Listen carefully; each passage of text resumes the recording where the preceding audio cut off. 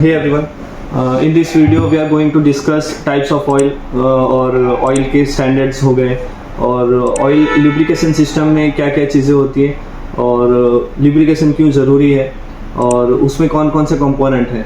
At the end of the video you will get to know कि हाँ ये चीज़ें क्यों यूज़ होती हैं और क्या इसके requirements हैं, components क्या क्या यूज़ होते हैं oil पूरे lubrication system में. तो बेसिकली कोई भी दो चीज़ें आपस में जब रगड़ती हैं फ्रिक्शन पैदा होता है. को कम करने के लिए हम बेसिकली ऑयल का यूज़ करते हैं. एक्चुअली दो जब चीज़ें रगड़ती है ना तो उसके अंदर से एक तो फ्रिक्शन पैदा होता है, दूसरा हीट पैदा होता है, हीट.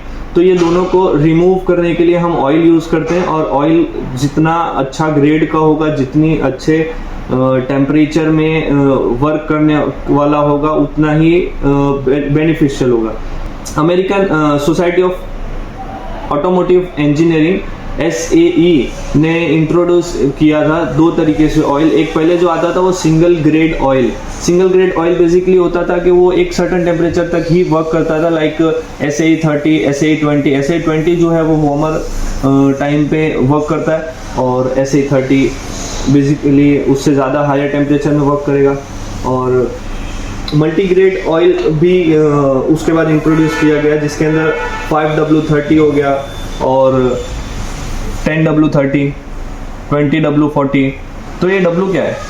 वो वाला W नहीं है.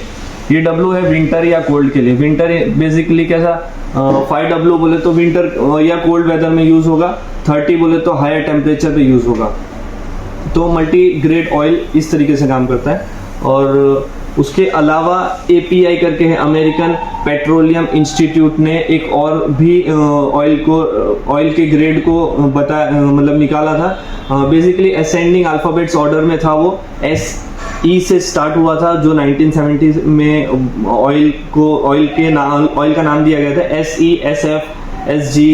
फिर वो मूव ऑन मतलब EFJHIJ अभी L तक पे है.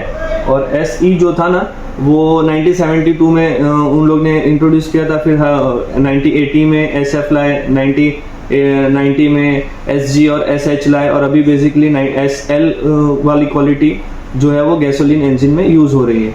और ये एक ओवरव्यू था.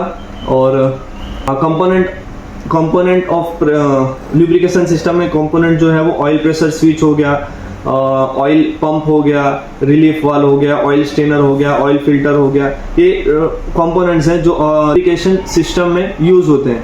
तो oil pressure switch basically activates when the oil temperature और oil is low. Warning light indicate करता है. और ऑयल पंप बेसिकली क्या होता है कि जो ऑयल को पूरे सिस्टम में मूव करवाता है. तो ऑयल पंप करता है मतलब पूरे सिस्टम में.